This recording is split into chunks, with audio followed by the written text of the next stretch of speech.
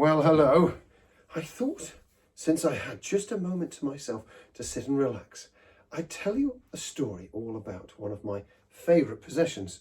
It's not one of my reindeers, you might well guess, although I love them dearly, all 9 of them. Golly, they're such a cheeky bunch. However, the story is all about, where was it? Oh, this little thing here.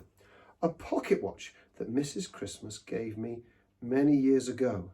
And it is one of my favourite things in all the world. And how I lost it. The story starts one Christmas Eve in Stockholm. Gosh, Sweden is generally a lovely place in the summer. But in winter, boy, does it snow. And when the wind doth howl, you really want to pull your collar up nice and tight around your neck to keep you warm. Well, I was just about to fly out of Sweden and head towards that little island that's beloved. Yes, England, Britain, the UK. Now, I was going to fly VFR, so I was using things on the ground that were nice and large for me to see to navigate my way towards Britain. And there beneath you was London. Now, of course, London is filled with danger, or should I say, airports.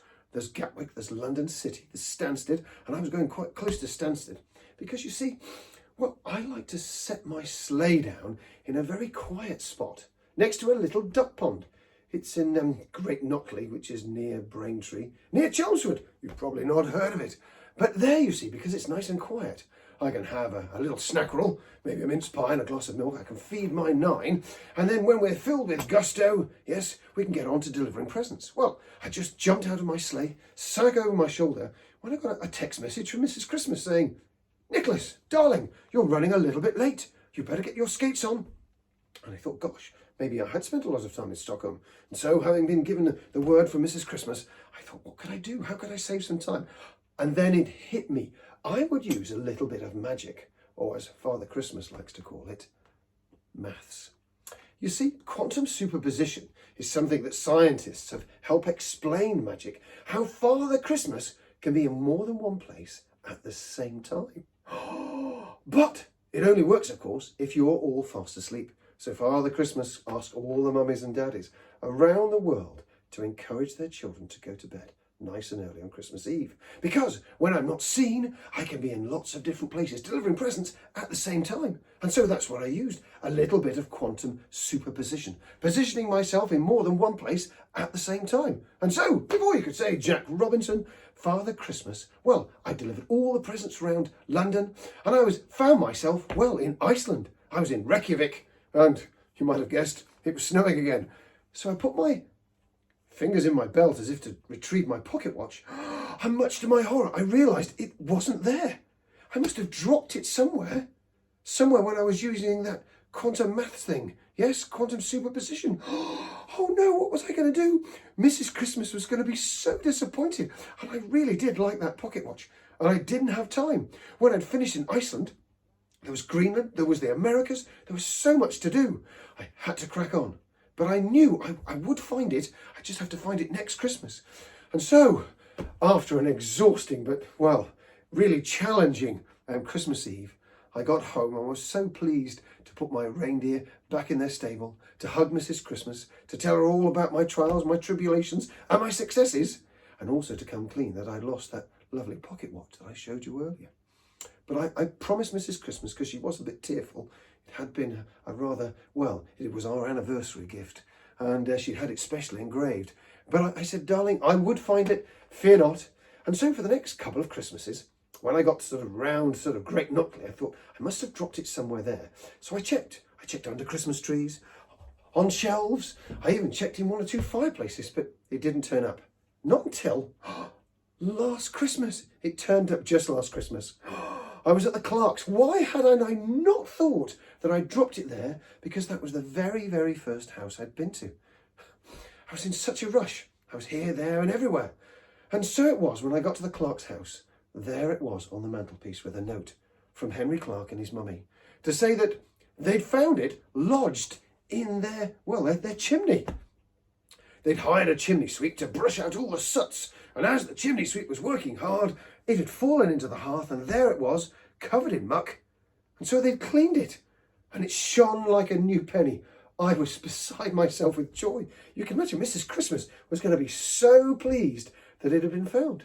And the note said, "Dear Father Christmas, we found your pocket watch in our chimney and we're returning it to you."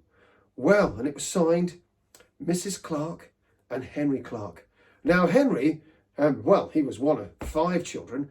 He was beloved of us all because he was such a good chap. He was only a youngster, but he always said please and thank you. He was always excited about Christmas. I know he is, and I'm sure he's going to be excited this Christmas. However, I digress. He was such a good chap. He was always saying please and thank you. He was trying hard at school. He was good at cleaning his toothy pegs, as you should all be. But because he tried his best, he'd been on my good list ever since he was a tiny, tiny chap. Well, his mother, of course, was a true believer, and she had been since she was a tiny tot. And so I thought, what could I do to say thank you? I'd left out all of the presents that he'd asked for, all except one, of course. But I thought myself, maybe, just maybe, I knew he liked reading books. And I remember on one of his lists, he was asking for books about magic, and he'd mentioned Harry Potter. And of course, J.K. Rowling, one of my favourite authors, she'd written so many wonderful stories. I thought perhaps I could give Henry Clark, I could give him the first of the Harry Potter books. Not a sort of an unabridged one, because he was still a youngster, but a rather nice illustrated one with beautiful coloured illustrations. That was just the ticket. And so, within clicking my fingers, one of my elves had put just the right present I needed in my sack, and underneath the tree it went. And then I thought to myself, no, that's too simple. I'll put it just inside, if you like, their chimney, as if to say thank you from my pocket watch and from Father Christmas. And so that's exactly what I did with the note. I left Mrs. Clark a note saying, "Thank you so much for my pocket watch. You'll find where my pocket watch was lost a little extra present to say thank you to you all for returning my beloved watch." And so it was. I was off. And well, you can imagine Henry's surprise the next morning when there before him underneath the tree were all of the favourite things that he had asked for. And there was an extra one. There was a note saying that he should look in the chimney, which he did, of course.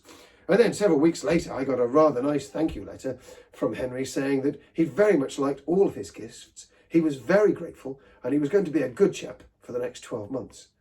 And I've been keeping an eye on Henry Clark and all those children around Great Notley because they've all been good and kind this Christmas.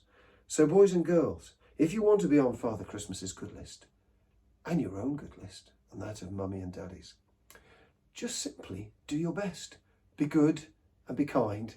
Look after one another. That's just the ticket. Anyway, for now, Father Christmas must fly because he's got a lot to do in his workshop. So, Merry Christmas and a ho, ho, ho. See you all on Christmas Eve.